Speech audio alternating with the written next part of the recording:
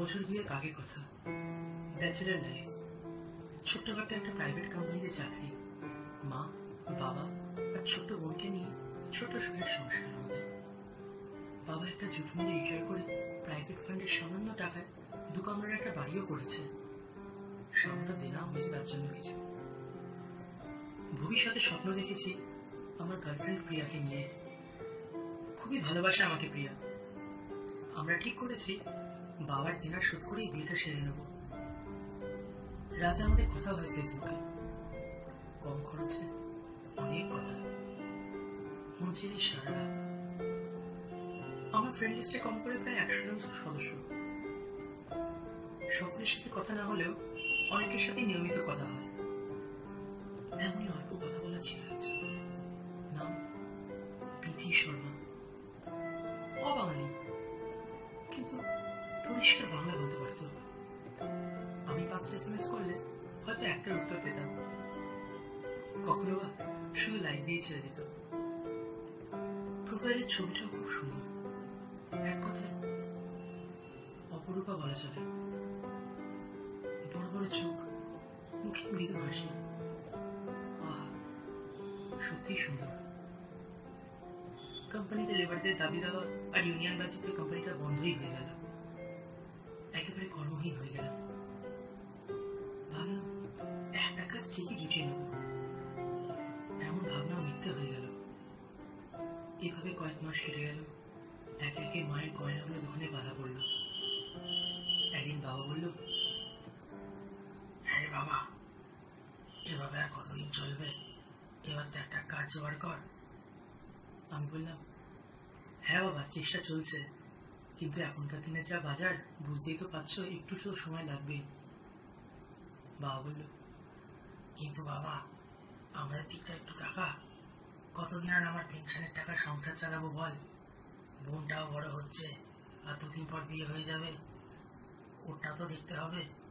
তুই আমার বাবা একটা কাজ জোগাড় কর, নাহলে আমার পক্ষে আর টানা সম্ভব হচ্ছে না বাবা। তাই হলো, সংসার বাঁচাতে রাজমিস্ত্রির জোগাড়ের জন্য একটা কথাও বললাম, সেখানেও নিল না, কারণ কাজের নাকি কোনো অভিজ্ঞতা নেই আমার। সাফ জানিয়ে দিল, ও বাবা, তোমার দ্বারা কাজ হবে না, তুমি পড়াশোনা জানা ছেলে, তুমি অন্য কাজের জন্য চেষ্টা করো, এ অনেক খাটনির কাজ, তোমার পোষাবে না। অবস্থা বুঝে মুদিওয়ালারাও ধার দেওয়া বন্ধ করে দিল। ছোট বোনটা ক্লাস 10-এ পড়ে, সেও দেখি খিদে নেই বলে কিছু না খেয়ে স্কুল চলে গেল। মা বাবার মুখের দিকে তাকাতেই পারছি না। গত রাতে প্রিয়াও বলে দিল অন্য জায়গায় নাকি ওর বিয়ে ঠিক হয়ে গেছে, আর কখনো ডিস্টার্ব না করে। যাকে এখন সব থেকে বেশি প্রয়োজন, সেই নাকি সবার আগে পালিয়ে গেল। আর আমার ভাগ্য। বন্ধুরা প্রায় সবাই বেকার, কিন্তু ওদের কেউ না কেউ আছে যারা সংসার চালানোর মতো। তবুও ওরা অনেক সাহায্য করেছে আমাকে। অভাব যে এত ভয়ঙ্কর আগে তা জানা ছিল না। মায়ের মুখ ঝামটা, বাবার শুকনো মুখের কটাক্ষ দৃষ্টি, যে বোনটা সারাদিন টুকটুক করে মুখ চালাতো, সেও আজ খালি পেটে বইয়ে মুখ গুজে পড়ে রয়েছে। আর পারছি না, এভাবে বাঁচার কোনো মানেই হয় না। না, আজে বাজে উল্টো পাল্টা চিন্তা মাথায় ঘুরপাক খাচ্ছে। অনেক রাতে বাড়ি ফিরছি, বন্ধুর খাওয়ানো চা বিস্কুট অনেক আগেই হজম হয়ে যাচ্ছে। না, এবার বিষ খেতে হবে, এবার বিষ খেতে ইচ্ছা করছে। হ্যাঁ, একটাই মাত্র পথ, অসহ্য যন্ত্রণার হাত থেকে মুক্তি, এটাই উপায়। না, হ্যাঁ, সুইসাইড করবো আমি। মাথার মধ্যে ফিক্সড হয়ে গেল, এছাড়া যেন আর কিছু মাথায় আসছেই না। পকেট থেকে মোবাইলটা বের করলাম, ফেসবুক খুললাম। ফ্রেন্ড লিস্টে বন্ধুরা যারা অনলাইন ছিল তাদের মধ্যে প্রিয়া ছিল 1 নম্বরে, তাই ওকেই প্রথমে লিখে পাঠালাম, গুড বাই প্রিয়া, চললাম। নো রিপ্লাই, হয়তো ব্যস্ত আছে অন্য কারোর সাথে। তারপর প্রত্যেকেই এক কথা লিখে ফরওয়ার্ড করলাম, গুড বাই বন্ধু, চললাম। তার মধ্যে অনেক রকম রিপ্লাই করলো। কেউ বললো ভালো থাকিস, কেউ বলল, কোথাও বেড়াতে যাচ্ছিস নাকি? কেউ বলল, অন্য কাজের জন্য দেশ ছাড়ছ নাকি? কিন্তু একমাত্র বিধি ব্যাপারটা আন্দাজ করেছিল, যে কিনা অনেক কথা বলার পর তবে একটা রিপ্লাই দেয়। সে পরপর প্রশ্ন মানে আমাকে ঘায়েল করে ফেললো। আজ একের পর এক প্রশ্ন। তুমি কোথায় যাচ্ছ? তোমার গুড বাই বলার ধরনটা একটু অন্যরকম যে। জীবন থেকে পালিয়ে যাচ্ছ না তো? কি হয়েছে তোমার? প্রেমিকা ধোকা দিয়েছে? সুইসাইড করার ইচ্ছে ভাবছো না তো? আমি আশ্চর্য হয়ে গেলাম। আগে যেটুকু কথা হয়েছে, হাই হ্যালো, কেমন আছো, ভালো আছি, ব্যাস এইটুকুই। এরপরে কোনোদিনও কোনো কথা উত্তরই পাইনি। আর আজ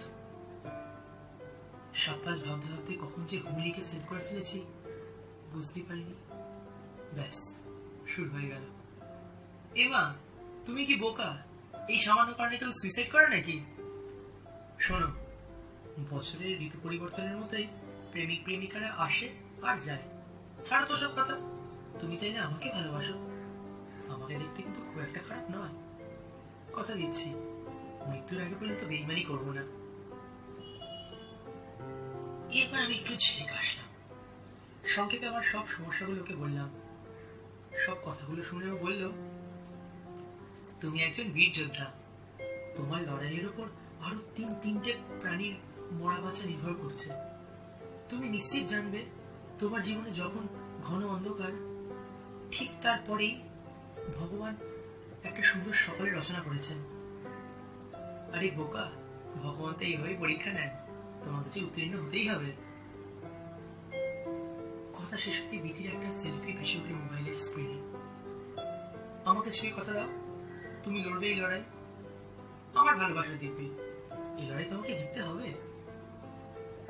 বিছানার উপর মোবাইলটা রাখা, পর পর লেখাগুলো ফুটে উঠছে। মনে মনে লেখাগুলো আওড়েও যাচ্ছে এরকম, কিন্তু কি উত্তর দেব সেটা আর ভেবে উঠতে পারছি না। হাতের আঙুলগুলো যেন কেমন অসাড় হয়ে গেছে। বলল, কি গো, কিছু বলো, চুপ করে গেলে কেন? অনেক কষ্টে টাইপ করলাম, আমি তোমার সাথে দেখা করতে চাই। বিধি, হ্যাঁ নিশ্চয়ই, বলো কবে, কোথায় দেখা করতে চাও? বললাম, কাল বিকেল 5টায় বাবুবাড়ি নদীর ধারের পার্কে। বিধি, তুমি ঠিক আসবে তো? তোমার নাম্বারটা দাও, যদি তোমার আসতে দেরি হয়। আমি কিন্তু অপেক্ষা করব। বললাম, হ্যাঁ ঠিক আসবো। সঙ্গে সঙ্গে মোবাইল নাম্বারটা টাইপও করে দিলাম। বিধি, তাহলে এখন ভালো ছেলের মতো ফোন রেখে ঘুমিয়ে পড়ো, কাল আমাদের দেখা হচ্ছে। গুড নাইট সুইট বলে অফলাইন হয়ে গেল। আমি ফোন বন্ধ করলাম। ভাবতে লাগলাম, কে এই বিধি? কে? তা সে যাই হোক, ওর কয়েকটা কথায় জীবনের সিদ্ধান্তটাই যেন পাল্টে গেল। থেমে যাওয়া গাড়ি এক নতুন করে গতি ফিরে পেল। আর প্রিয়া, সেও তো একটা মেয়ে। কত তফাৎ না দুজনের মধ্যে। এসব ভাবতে ভাবতে কখন যে ঘুমিয়ে পড়লাম টেরই পাইনি। সকালে দরজা ধাক্কায় ঘুম ভাঙল। খুলে দেখি আমার এক বন্ধু সুব্রত। বলল, হ্যাঁ শোন, আমার দাদা একটা কাজ দেখেছে আমার জন্য, কিন্তু আমি চাই কাজটা তুই কর। এই মুহূর্তে কাজটা তোর সব থেকে বেশি দরকার। কলকাতার চায়ের দোকানের গোডাউনে লেবার দেখাশোনার কাজ। বললো মাইনে দেবে 7,000, 1 তারিখে জয়েন করতে হবে, আর 5 দিন বাকি। বললাম, কি হয়েছে ভাই, তোকে ধন্যবাদ দেব, সত্যি বড় উপকার করলি তুই আমার। সুব্রত বলল, ওসব কথা পরে হবে, আমি তার আগে বলেছি ব্যবস্থা করতে। তুই একটা কাজ কর, কাল পরশুর মধ্যে একটা ট্রেনের টিকিট বুক করে চলে যাবে কলকাতাতে। চলে গেল সুব্রত। বিধির কথা যে এত তাড়াতাড়ি ফুলে যাবে তার স্বপ্নেও ভাবিনি। না, আজ বিকেলে বিধির সাথে দেখা করতেই হবে।